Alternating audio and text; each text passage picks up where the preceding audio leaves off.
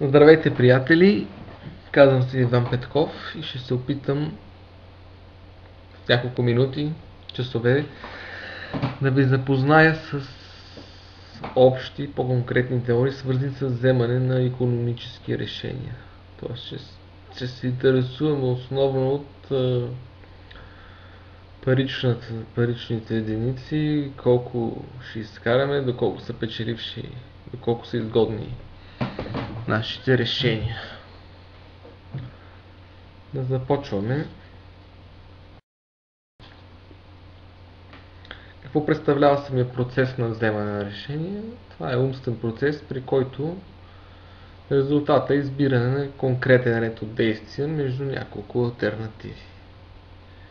В общо взето чудиме се между няколко, имаме дилема, да отида на кръчма или да отида на дискотека, да си купя това или да си купя това и накрая избираме едно от двете. Как е организиран този курс? Основно решенията, които може да вземем, са рационални и ирационални. Тоест рационални се изисква усилия умствени обикновено. Трябва да мислиме. И най-рационалното нещо от всичките, примерно, е математиката. Да мислиме, да смятаме и да вземем рационално решение. И рационалните са по-прости. Шесто чувство. Да приложим или само чувства. Гняв, любов, симпатия. Купувам си тези бомбони, защото ми харесва цвета. Или защото нещо друго. Така, но тъй като сме ограничени от времето, няма да може да говорим за ирационалните решения. Там основното е една наука, маркетинг се нарича, която целево и психология, които целево се стремат да ни въздействат емоционално, да ни потикнат да взимаме емоционални решения. Като си купуваме нещо. Също така не може да се запознаем с другите научни теории за вземане решение, като теория на игрите и полезността. Теории свързани с полезността. Някой друг път. Друг път ще опитаме да... Ако имам време, ще говорим за тях.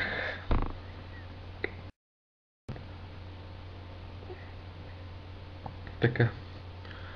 И като имаме да взимаме някакво трудно решение, кой е най-бързият начин и обикновено най-скъпият начин да вземем някакво решение, викаме си, обаждаме се на някой експерт, специалист.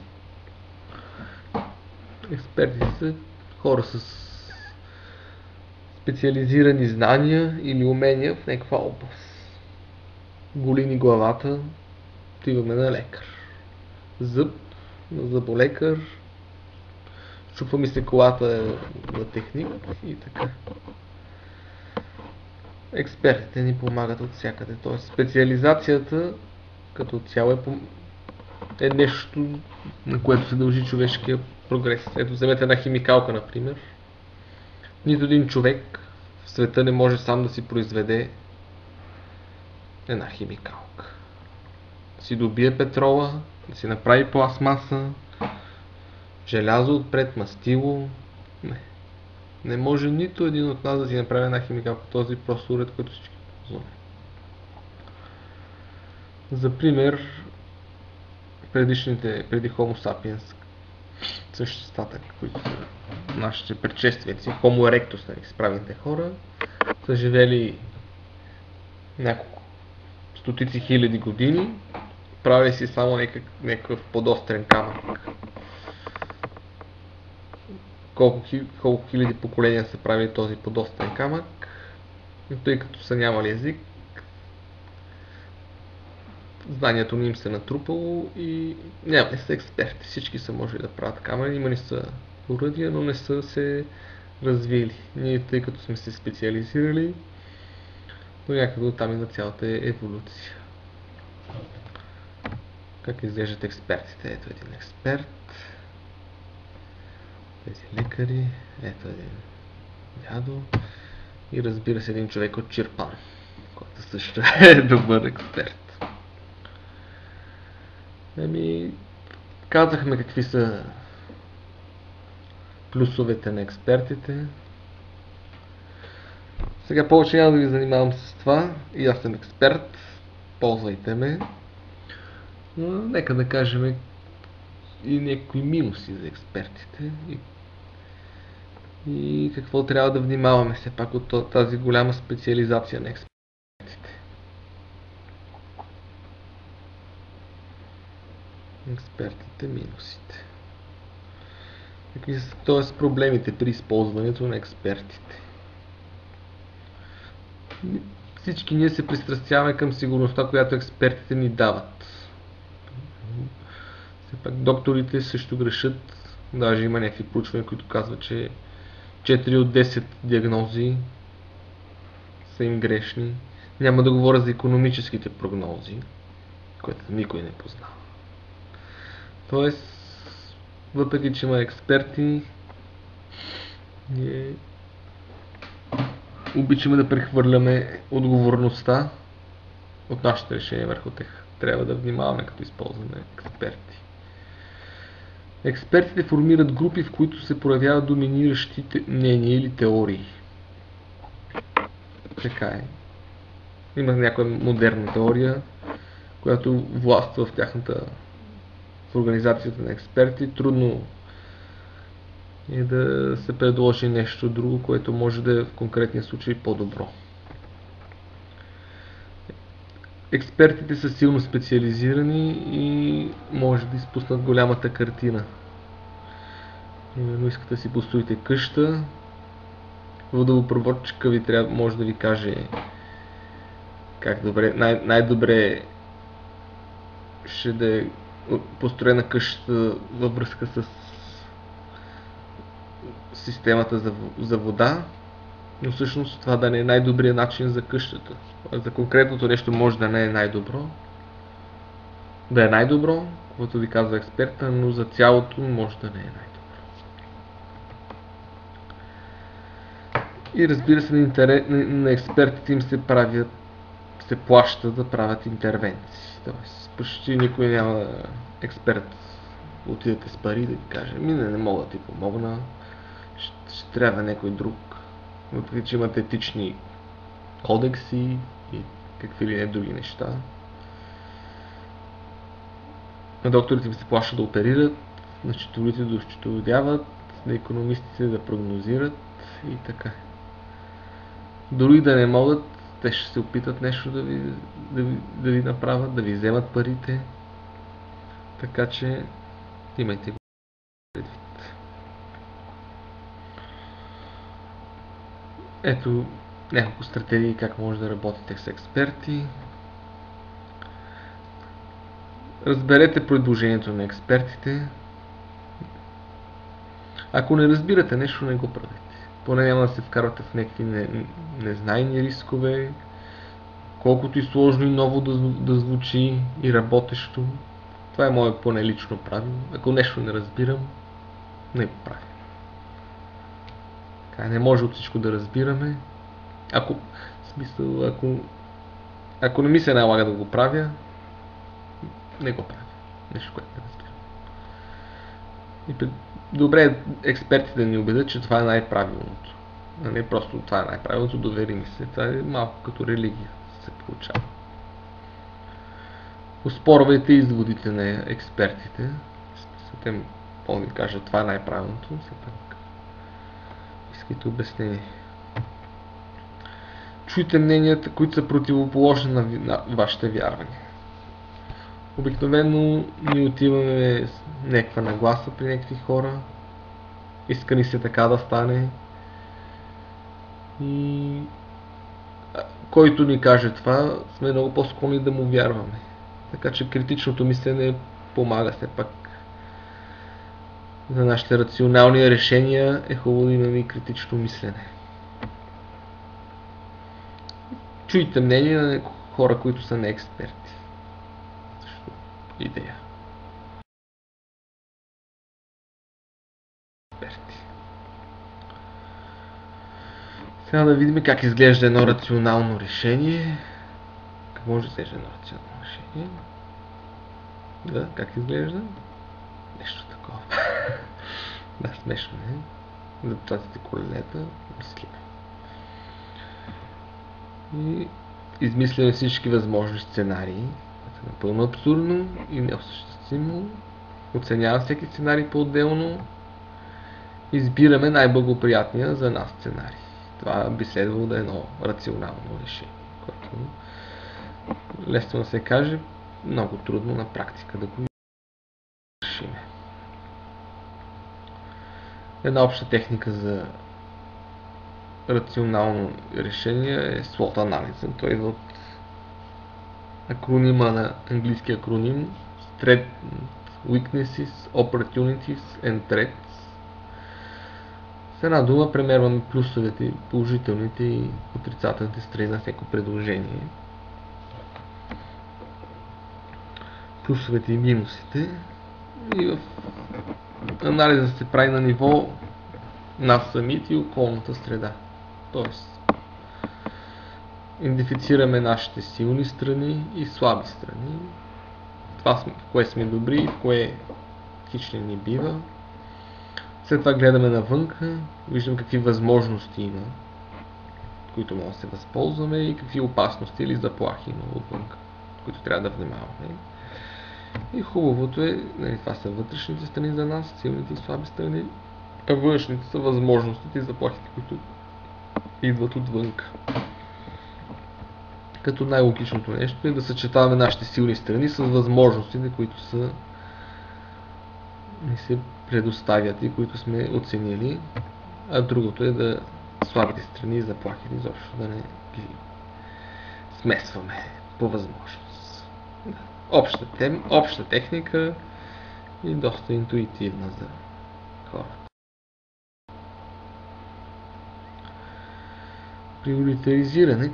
Като ще взимаме едно решение, все пак ние всички сме ограничени във времето и в пространството също затова нашите решения е хубаво да ги подреждаме кое е по-важно и кое е по-спешно за нас. Ето да ви покажа един реален пример как може да приоритизираме. Записали сме си средните задачи, които искаме да свършиме. Ако е важна, излагаме някаква стойност от 0 до плюс 1, ако не е важна за нас, от минус 1 до 0. И по същия начин за спешност. Ако не е спешна задачата, разбира се, пак има субективен елемент. Ако е спешна, сме от 0 до плюс 1, ако не ни е спешна, от минус 1 до 0. По наше усмотрение, някакво число и също прогнозираме необходимото ни време да извършим в часове тази задача. Да завърша магистратура, съм написал, да си направя стратегически план, да спестя за нов телевизор, да взема заем за ново жилище и така нататък. Това е примерно един реален пример как може да си приоритизираме нашите задачки и цели. И разбира се, всичко много добре поизглежда, когато е на графика. Ето на графика. Как изглеждат тези неща на графика? Като големината на балоните зависи от необходимото време за извършване на задачата. Колкото е по-голям, толкова повече време трябва да отделим за това нещо. Надясно са важните неща, а нагоре са спешните. В десния горен ъгъл би трябвало да е нещо, което трябва да свършим първо. В нашия случай това е да вземем заем за ново жилище или лавово квадратче. Това изглежда важно и спешно, но може да е безразсъдно и глупаво да се заробиме с заем за цял живот. Така че освен да гледаме в тези два аспекта, трябва да гледаме в много други. Но това е един много добър начин да си визуализираме, да си представим нещата и да си ги подреждаме. Аз реално го ползвам.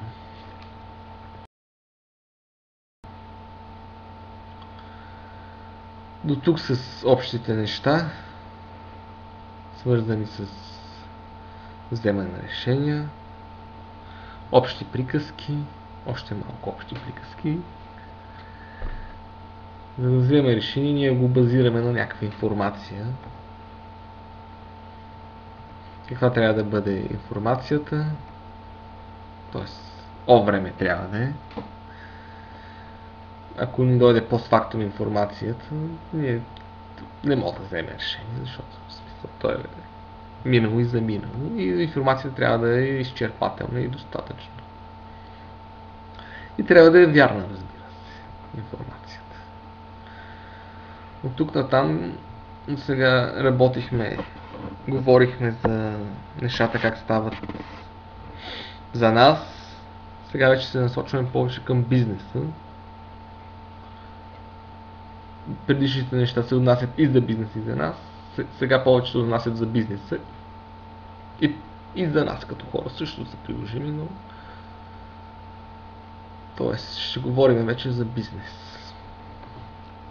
За правни единици, фирми, корпорации.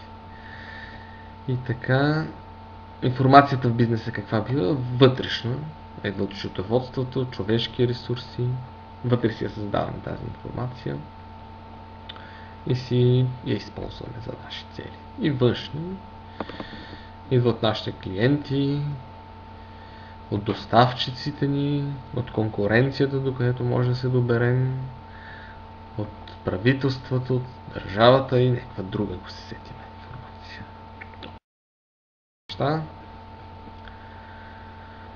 Като говорим за бизнеса, всеки бизнес трябва да има някаква цел. Дали е наш бизнес или работиме за някой, хубаво да знаем каква е целта на бизнеса. Каква е целта на бизнеса? Първо, всеки бизнес трябва да има една цел, която да е външна за него. Тоест тя е насочена към клиента или продукта. Примерно на Coca-Cola целта каква е? Да задоволява жаждата на някакви хора. На ЧЕС е да ни снабдява сток и енергия. С енергия ни снабдява. И всеки бизнес е хубаво да си дефинира своята цел, външна. Бизнесът не си работи сам за себе си. И това е много важно. Да го направите, като стартирате един бизнес. И изцяло зависи от вас. И, разбира се, всеки бизнес има една тривиална вътрешна цел, да печели за създателите си пари. Увеличаване богатството на собствениците на бизнеса. И някакви други цели може. За първата вие ще си мислите отделно. Сега да поговорим за увеличаване на богатството на собствениците. Увеличаване богатството на собствениците. Първо увеличаване. Как разбираме дали нещо се увеличило? Измерваме го или го сравняваме с някакъв бенчмарк, с нещо го сравняваме, за да видим изменението. Кой се грижи за богатството? Кой измерва богатството, генерирано от бизнеса? Счетоводството. Колкото и странно да ви звучи, счетоводството се занимава с това. Измерване на богатството. Поне материалното богатство. В друг по-философски аспекти няма да говорим за богатство. Още не сме дефинирали какво е богатство, но това ще стане малко по-натам. Нека да поговорим за неговото измерване и как изглежда самия процес на измерване на богатството. Ето така. Доста скучно, набива се нелката и нещо се смята. А някои ползват и компютри. Лично аз предпочитам компютрите. И кой се интересува от богатството, генерирано от бизнес? Собствениците, както казахме. Те се интересуват от богатството, но не се интересуват от счетоводство, за съжаление. В България това е един проблем, който може да питате всеки счетоводител. Държавата се интересува да си вземе своето под формата на данъци, банките се интересуват да разберат дали могат да ви отпуснат заем, служителите се интересуват да видят допринасят ли за тази фирма, ще я бъде ли, доставчиците и клиентите също се интересуват дали е добре да се работи с вас. Ето и как изглеждат тия хора, които работят с вашия.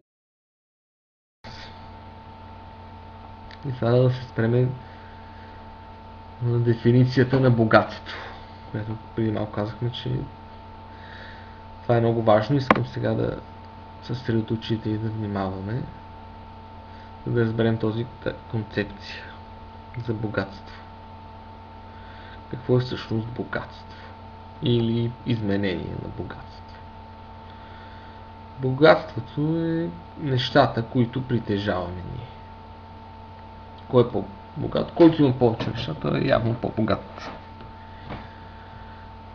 Също изменението на богатство е парите, които изкарваме. Като изкараме повече пари, ставаме по-богати. Явно е доста просто и наивно, ще се опитам да ги обясня нещата, но по интуитивен начин.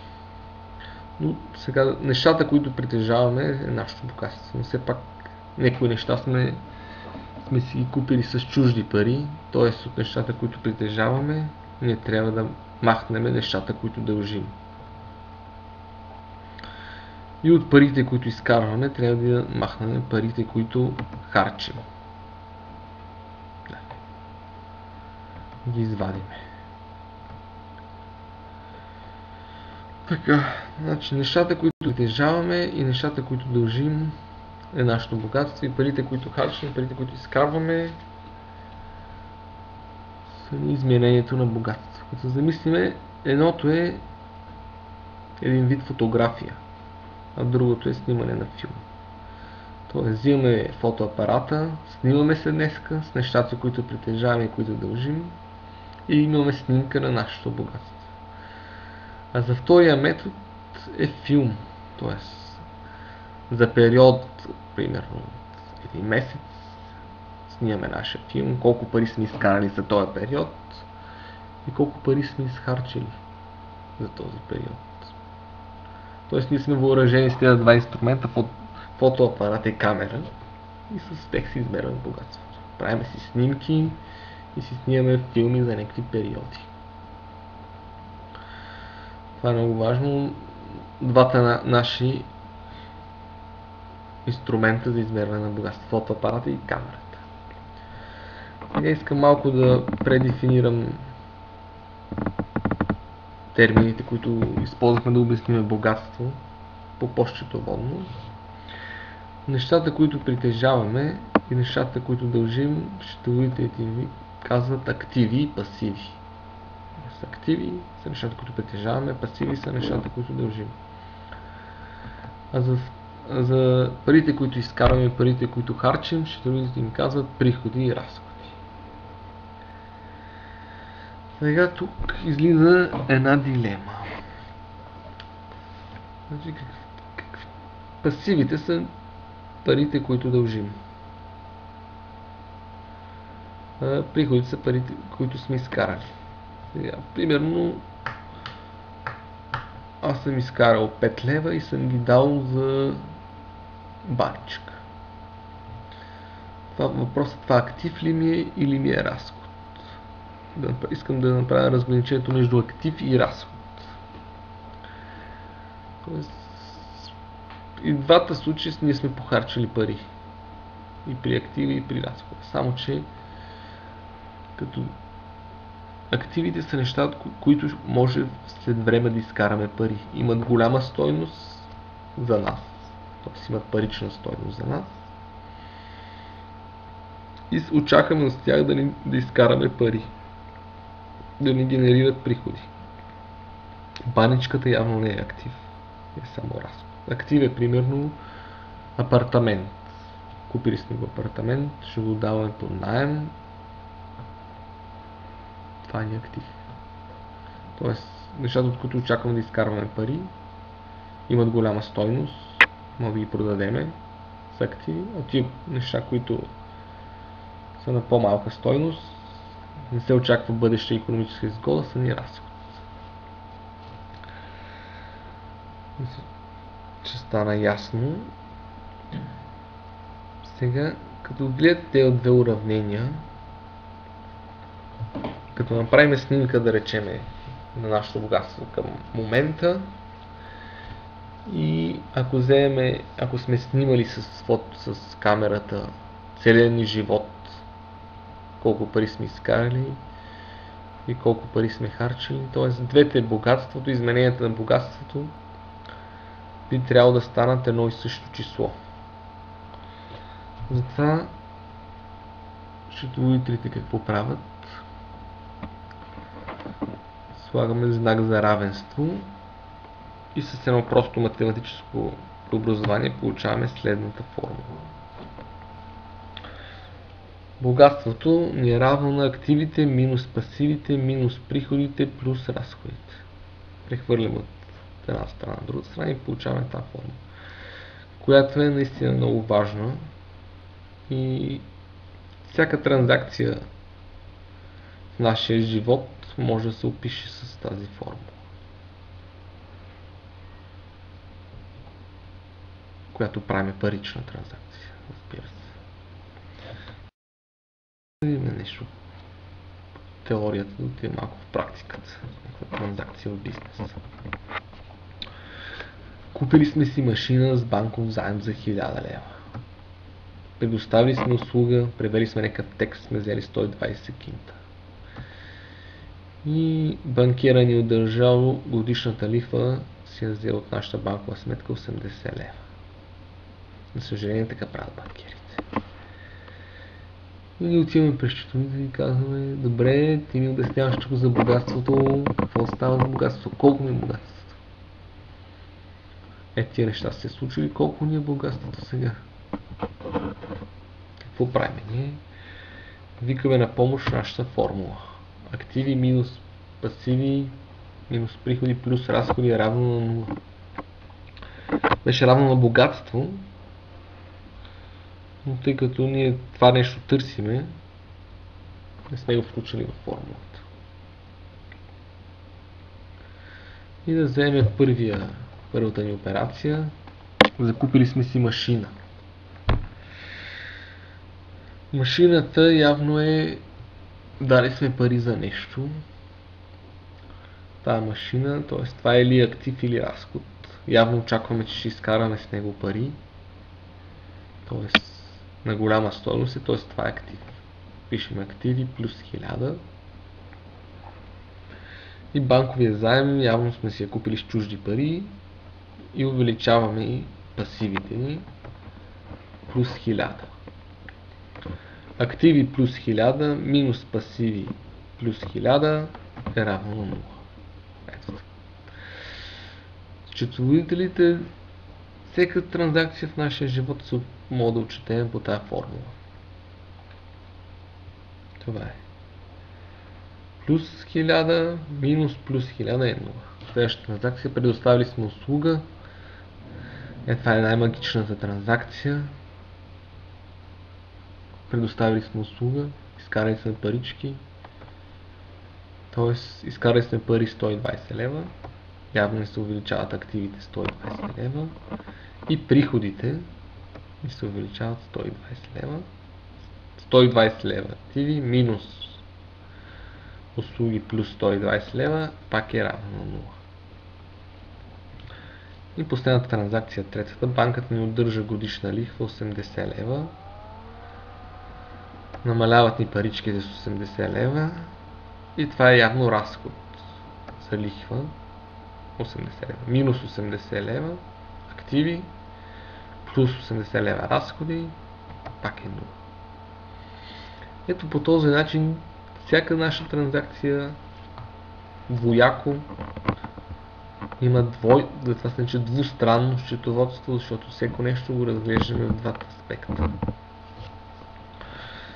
Може да е транзакцията да е само в една категория, само в активи. Примерно, купили сме си с пари, с наши пари машина, т.е. намаляват ни се парите, увеличават ни се машините. И накрая всичко е равно на 0. Сега ще си кажете и какво ние правиме, струваме и накрая богатството ни пак е 0. Ами това не е вярно. Просто нулата тук използваме, за да обясним как се получават нашите транзакции. Нека да видим какво е станало нашето богатство. Ето какво е станало. С камерата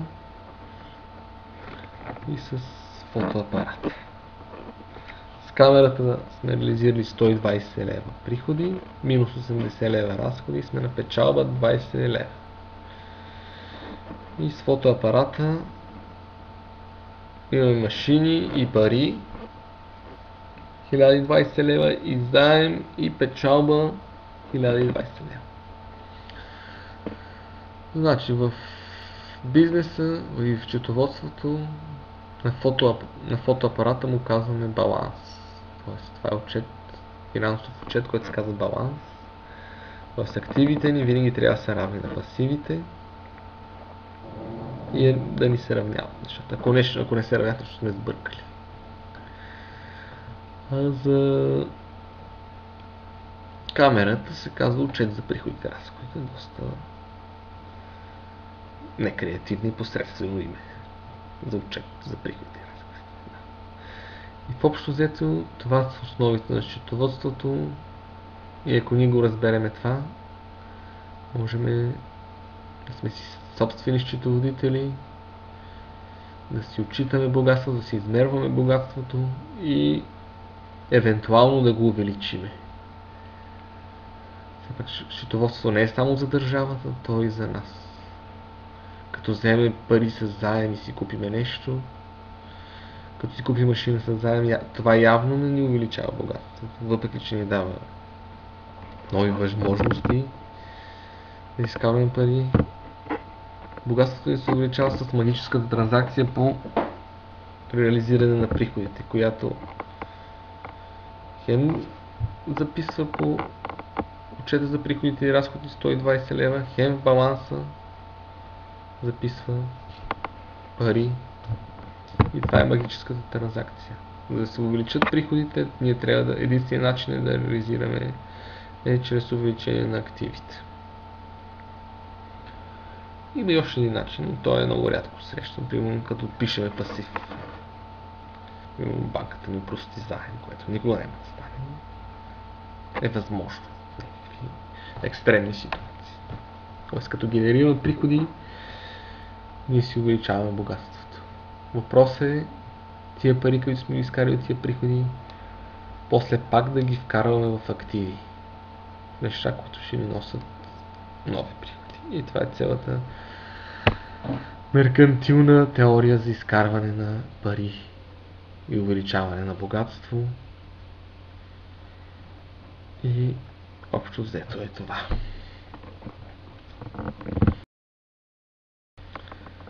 Така, това ще godwealth.net. Това е един сайт, в който вие ще можете това да го реализирате на практика, да си измервате богатството на вас, на малки и средни фирми, реално и напълно безплатно.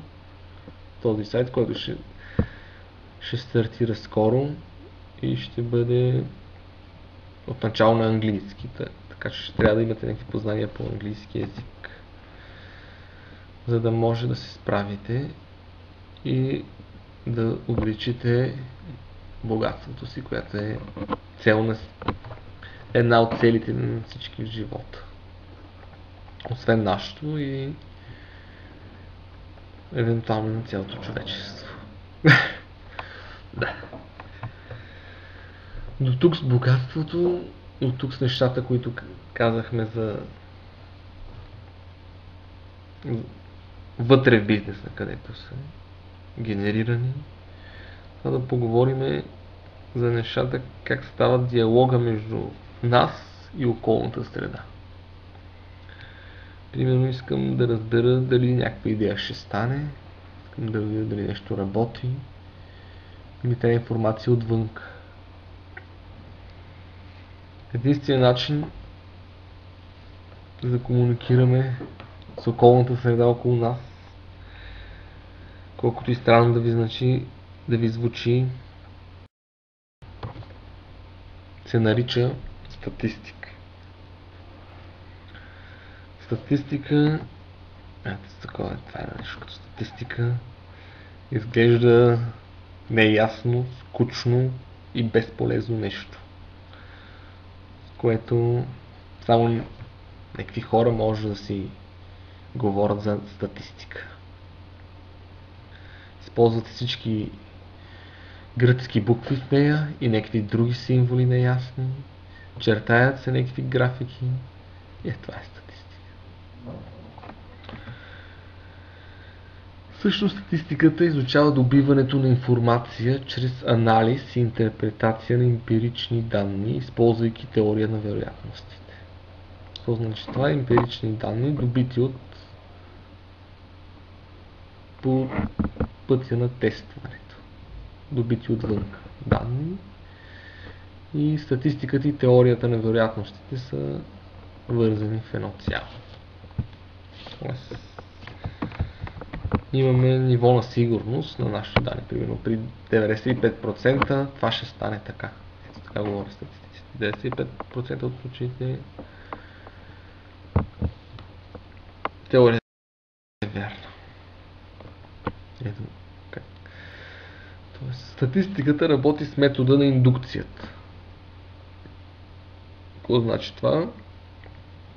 Конкретни наблюдения правим изводи за цялото.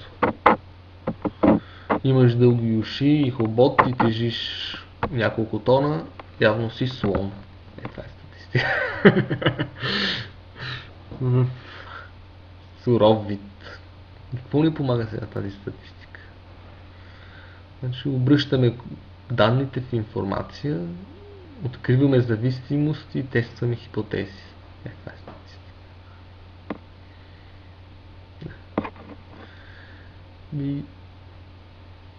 Звучи много сухо, но на практика много полезно. Имате някаква теория, имате някакъв нещо искате да попитате, нещо искате да разберете, дали тия две неща са свързани. Статистиката ни помага да си отговорим на този въпрос. Сами, разбира се. Как става това? Ето, сега ще ви демонстрирам с един конкретен пример, който аз взех от посочения тук имейл адрес. Това първо са някакви сурови данни. Всъщност те са полусурови, защото са средна възраст на брак на жените. Т.е. на колко години се женят жените в Европа, всичките европейски държави, и средна продължителност на живот на жените. Колко дълго живеят средно жените в държавите в Европа. Това са полусурови данни, защото са средни, а средното не е суров, не е първоначална единица на информация. Е обобщена единица на информация. За 2005 година извадих тия данни и сега да пробвам нещо статистически. Та налудничевата ми хипотеза е: зависи ли продължителността на живот на жените от това на колко години са се оженили? Дали ако се жениш по-рано, живееш по-късно, щастлив брак или обратното. В България средно жените се женят на 26 години и живеят 76 години, което е за 2005 година. Първото нещо, взимаме статистика, обобщили сме някакви данни и сега ги обобщаваме на общо. Какво мога да ни кажат? Средна възраст на брак на жените има 36 държави. Средно в Европа жените се женят на 27 години. И средно живеят 79 години и половина. Средно. Максимално най-много живеят жените в Швеция. Максимално най-късно жените се женят в Швеция, а най-много живеят в Швейцария. 84 години. Най-рано ще женят в Турция и най-рано почиват в Молдова. Тук сме сметнали средното на средните продължителности на живот и брак на жените в държавата. Тоест обобщили сме данните. Прави сме от обобщените данни още на обобщение и накрая има стандартно отклонение, което 2,71, значи средно с по 2-3 години се разминава годината, на колкото се женят, в която жените се женат между държавите в Европа. Или с 3 години и нещо се разминава средната продължителност на живот между държавите в Европа. Тоест, колко може да грешиме. И сега нека как изглеждат данните на графиката.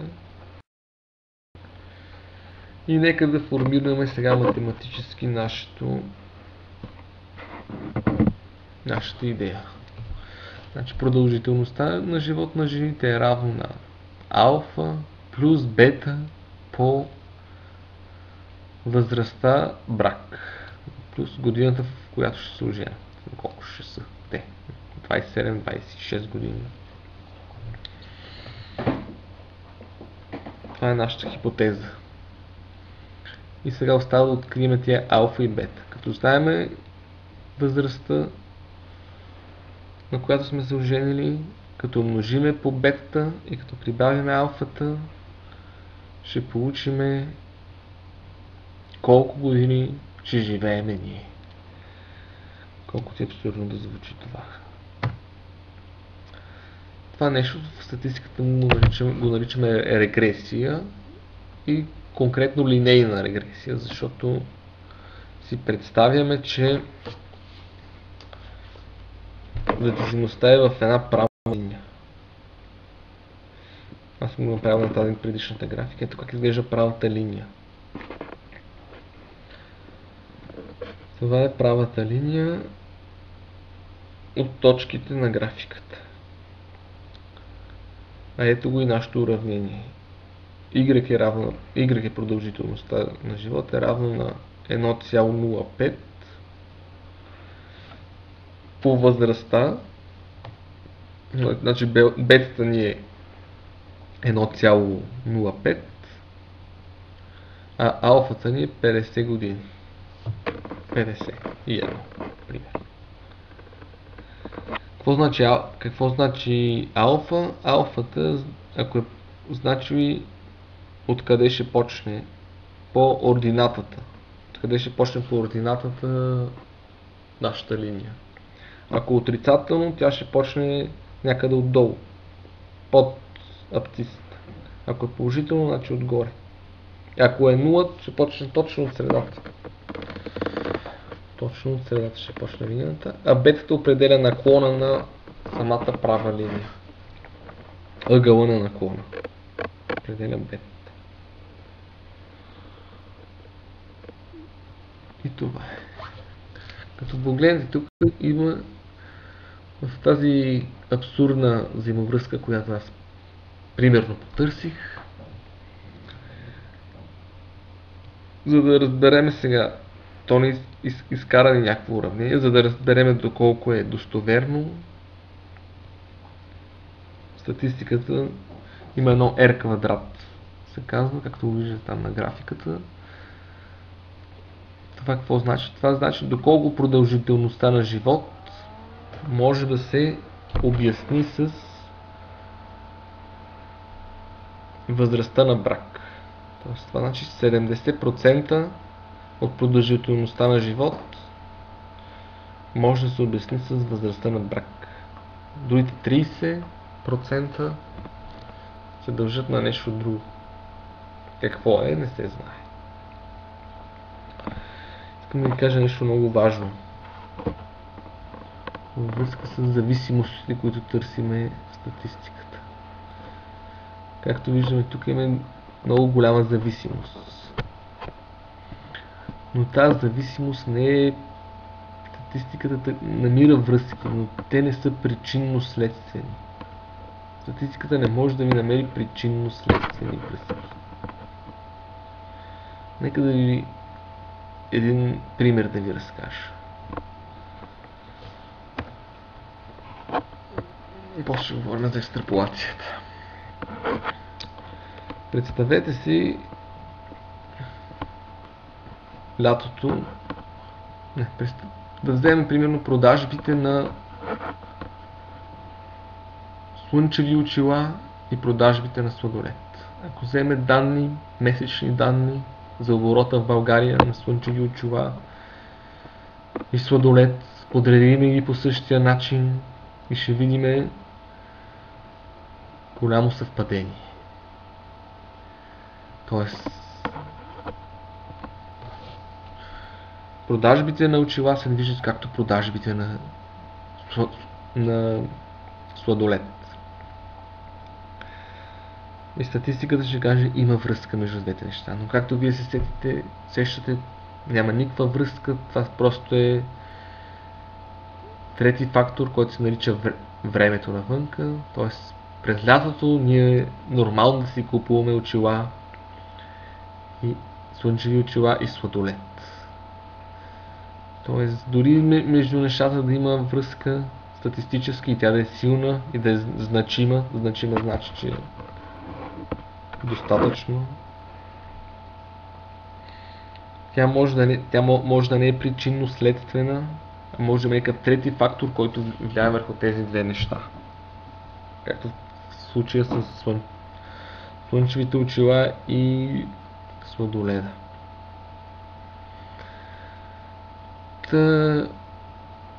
Моята идея, моето предположение по-скоро, че и тук има нещо такова, в нашия конкретен случай с годините на брак и продължителността на живота.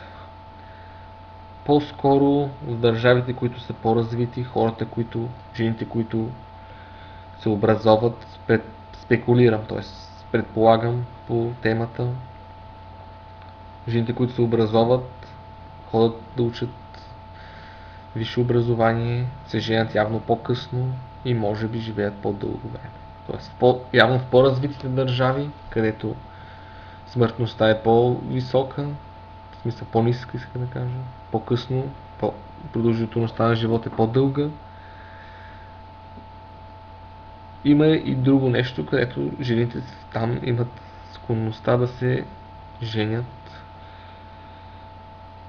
по-късно, както е в случая. И друго нещо е екстраполация. Това е сложна дума, се използва статистиката, като се опитваме да прогнозираме нещо от нашето уравнение. И тук мога да допуснем една примерно огромна грешка. Примерно, аз съм се оженил на 40, значи ли, че това ще живея 100 години? Ако сметнем в нашето уравнение, горе-долу така излиза. Което е абсурдно. Ако се оженим пък на 80, сигурно 200 години ще живеете. Не, няма такова нещо. Тук Нещата не са такива, не са линейни явно, но има и в живота неща, които са линейни и ето това е метода, с който вие може да ги намерите тези връзки с тази статистика. Като се позагледах в нещата, в графиката, нещата не са точно в една права линия, по-скоро може би има едно нарастване до към 29 години и след това има някаква пределна възраст на живот, средна, до която с нашите технологии сме достигнали, 80 и няколко години. Т.е. дали се ожените на 28 или на 33, както виждате, почти няма никакво значение за това колко ще живеете вече. Тоест, явно нещата не са линейни в този случай, но просто исках да ви демонстрирам техниката, в които вие може да задавате въпроси, дори и глупави, както в моя случай, към света, и да си отговаряте сами. Разбира се, важно е да вкарате и логика, защото статистиката без логика е просто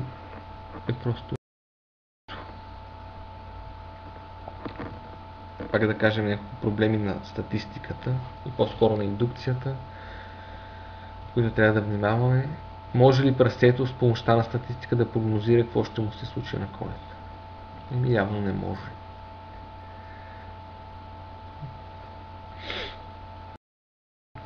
И още анекдот, може би. За те, които не знаят английски, мъжа показва на жена си: вчера нямаше нито един съпруг, днес имаш един. Екстраполира, до края на месеца ще имаш поне 30 съпруга. По-добре си резервирай колкото е нужно сватбени торти. Тоест, това е проблем на екстраполацията. Много трябва да внимаваме, като някой ни екстраполира, слушаме някакви журналисти, спекулират с тия неща, политици също. Доста... Надявам се, че статистиката по един начин звучи доста безмислено, както ви го представих, но не е всъщност така. Това е единственият начин, по който ние можем да задаваме някакви въпроси към света и да си отговаряме. Няма друг начин. Няма. Поне аз не се сещам измислен. Това го правят учените. Но статистиката и просто цифрите обобщени може да се представят по такъв начин, които да заблуждават хората и да ги подвеждат в някакви неясни и насочат към неясни изводи. Най-добрите в това са журналистите и политиците. Като почнат да ви цитират данни за брутния вътрешен продукт, средната работна заплата и не знам си какви други врели на кипели. Трябва да си включите копчето за критично мислене и да интерпретирате доста добре данните, ако смятате да ги ползвате за нещо. Горе-долу това е за статистика. И сега последната ни тема, която ще е за финанси. Ще вземем решения за финанси. Ще отговаря на въпросите: кое е по-изгодно, къде е по-изгодно, как да го направим, че да ни е най-изгодно. Общо взето това. Финансите са клон на икономиката, който се занимава с отговорите на тези въпроси: разпределение на ресурси, управление, инвестиции. Общо взето, що е с пари и пазари, има финанси. Парични пазари. Ще кажете: аз това много добре го знам финансите, ти само ми ги дай парите, аз ще мога да си ги управлявам. Това ми е природно зададено. Трябва някакви знания, трябва. Нека да го видим с един пример. Отново.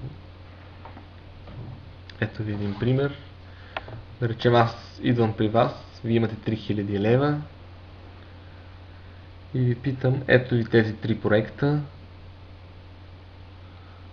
къде ще инвестирате? Имате 3000 лева, къде ще инвестирате?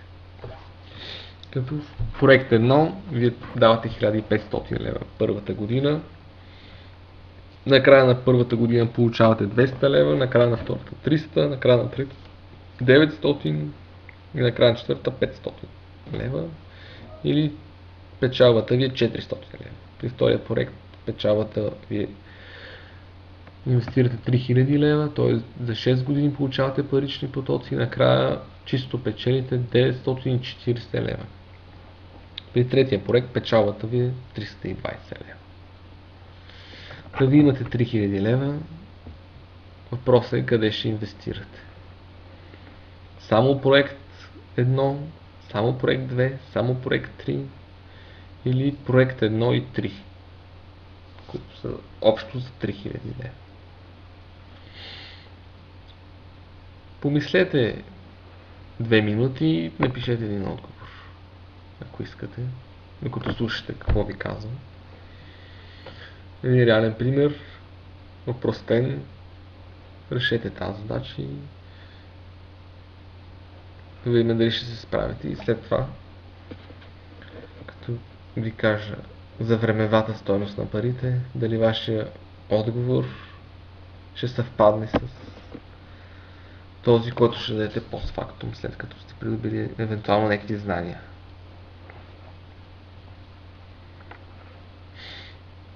Така, и нека да преминем натам. В самото решение, което на този въпрос, на тази проста задача.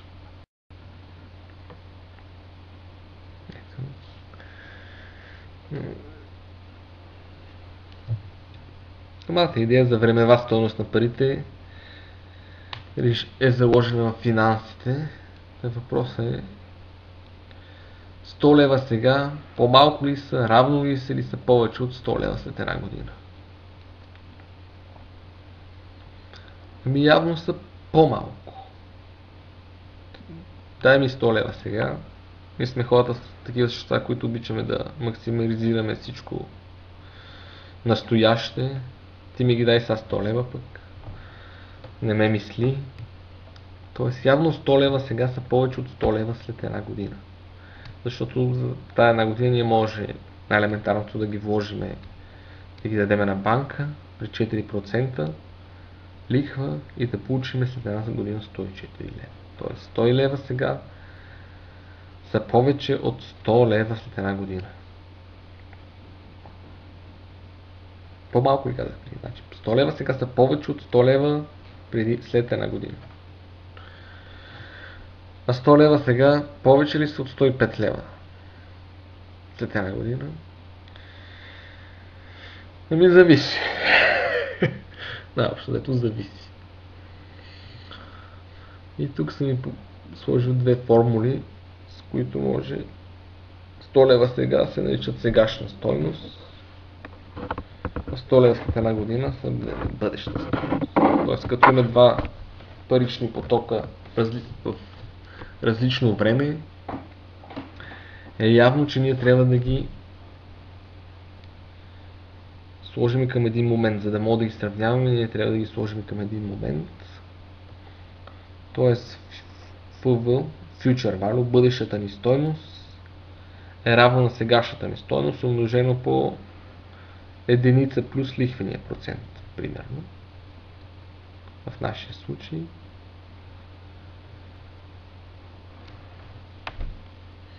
И реципрочно пък намираме сегашната стойност на бъдещите 104 лева. Ако е след 2 години, т.е. както в случая, примерно, ако ще получим 104 лева след 2 години, колко ни струват сега? Във втората формула сме сметнали, че 104 лева след 2 години при 4% лихва са точно 96 лева и 15 стотинки сега. Ако се чудите, какво значи това? Тоест, в нашия случай, за да решиме нашата задачка горе, ние всичките парични потоци трябва да ги сложим към настоящия момент. Прощавайте. И да сравниме какво сме получили. Защото не може да сравняваме парични потоци в различни моменти. Затова ги слагаме всички към настоящи. Та нетната сегашна стойност, това е сбора на всичките сегашни стойности на тия бъдещи потоци. Сумарната стойност на всичките сегашни стойности на тия потоци при определения дисконтов фактор. Дисконтов фактор предишния случай беше на лихвата. Дисконтовия фактор е, което е субективното нещо, процента с който връщаме към сега нашите парични потоци. Използваме или нещо, което е безрисково, да речем или инфлация, или нещо, което е нормалната печалба за конкретния отрасъл. Примерно ти искаш единия проект да се инвестира в интернет сайт. Ти имаш интернет сайт и от него печелиш по 15% на година. Явно е, че нормално дисконтираш проект нов, който ти се предлага, пак с 15%. Не с по-малко, колкото е инфлацията. Защото това е нормално за тази индустрия, да очакваш, че да печелиш толкова.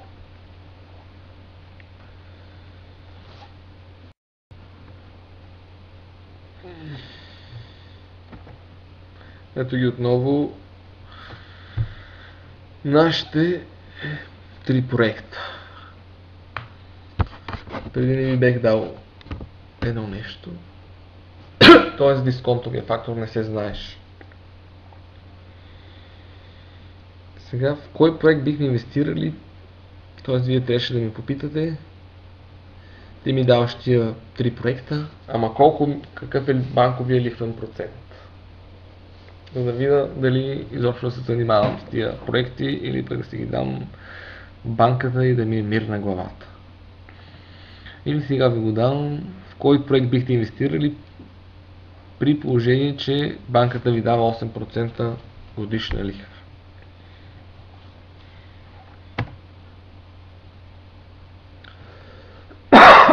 Сметаме дисконтовия фактор по тази формула на степен n.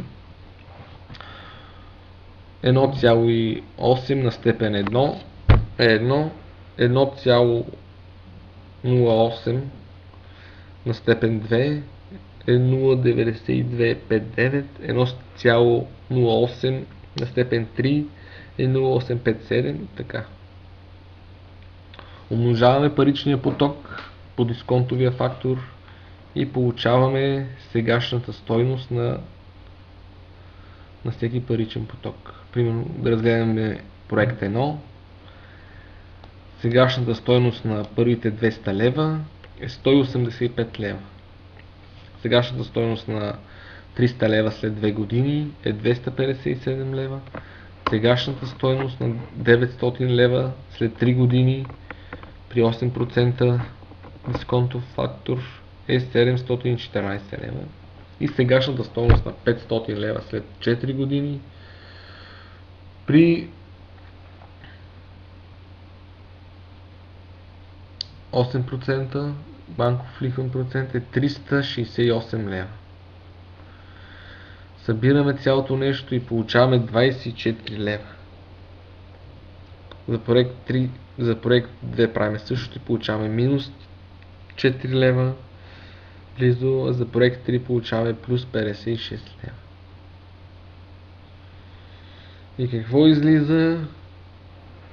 Че от проекта, който най-много щехме да спечелиме, 940 лева, е по-неизгоден, защото е за 6 години, отколкото банков депозит. И тук сме сметнали NPV с една форма от Excel. Има някаква разлика между този сбор и това. Не би трябвало, но не знам защо Excel така го е сметнал. И отдолу на един коефициент е IRR, т.е. това е вътрешна норма на възвръщаемост на тия парични потоци. Т.е. при какъв лихвен процент или дисконтов фактор ще сме на нулата. Нашето NPV ще бъде равно на 0. Както виждаме, за проект 3 то е най-високо. 10%. Проект 2 е близо 8%, а за проект 1 е 8,5%. Ако направим още едно изчисление, годишна възвръщаемост, как да го сметнем това? Примерно по-просто бакалийска сметка, да вземем общата ни печалба, да разделиме на инвестицията и на годините, за които сме реализирали. Тоест 400 на 1500 на 4 години за проект 1. За проект 2 940 на 3000 лева на делено на 6 години. И получаваме, че проект 3 има най-голема годишна възвръщаемост 7%. След това проект 1 и накрая проект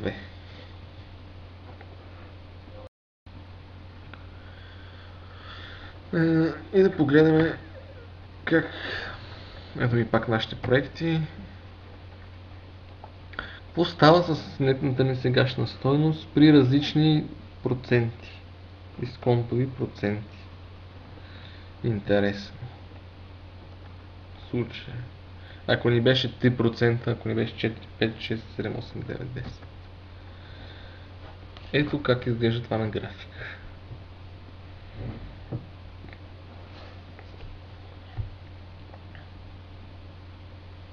Тоест, доста интересно изглеждат нещата. При 3% проект 2 изглежда има по-голяма нетна сегашна стойност от проект 1 и 3 взети заедно. Тоест той има 524 лева нетна сегашна стойност, а проект 1 и 3 има 445 лева нетна сегашна стойност взети заедно. Но доколкото се увеличава процента, някъде около 5% нещата вече се променят. И накрая и индивидуалните проекти го бият. При 7% вече и проект 1 и проект 2 бият сами по себе си проект. Проект 1 и проект 3 бият проект 2 и вече при 8% отиваме в отрицателни стойности. Общото правило е, ако проект има положително NPV, то той би следвало да се поеме. Значи много е важно да си определим правилния дисконтов процент, който е за нас. Що е положителен, значи приемем проекта. Приемем как сме го бехме избрали 8%, би следвало и проект 1 и проект 3 да ги изберем, защото имат 23, 52 нетна сегашна стойност. Положителни са, въпреки че проект 3 е много по-голяма положителна стойност. Избираме ги и двата. Проект 2 отпада, защото има отрицателно NPV. Горе-долу така би следвало да оцениме тези проекти. Много сметки не са толкова сложни. Математика от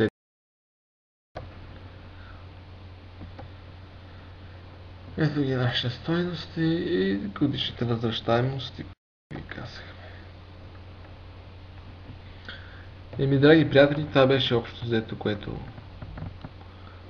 можех да ви кажа за вземане на решения. Нека да обобщиме какво научихме. Счетоводството е система за измерване на богатството. Статистиката е средство, с което мога да задаваме въпроси и да си отговаряме сами. В смисъл, мога да задаваме въпроси към околната среда, към заобикалящата ни среда. И си отговаряме сами. И финансите са техники за вземане на икономически решения. Най-изгодното решение. Какво е според мен си мисли БГ Бизнес за тези науки? Счетоводството, система как да плащам по-малко данъци и да не ме закачат държавата. Да, това е част от счетоводството, но има и, както видяхме, някои други неща, за които може да ни бъде полезно. То, статистиката, нещо от което нямам нужда. Изглежда безсмислено, но е много мощно средство за задаване на добре формулирани въпроси. И финансите, как се връткат пари, всеки знае какво е финанси и всеки си мисли, че ги разбира много добре. Само ти му дай пари, той ще ти покаже как всичко става перфектно. Благодаря за вниманието и за отделеното време. Това беше кратката презентация на техники и идеи за вземане на решение в бизнеса. Дано да съм ви бил от полза и вижте нашия вебсайт petkofenpartners.com, ако искате да се свържете с нас и с мен конкретно. Чао!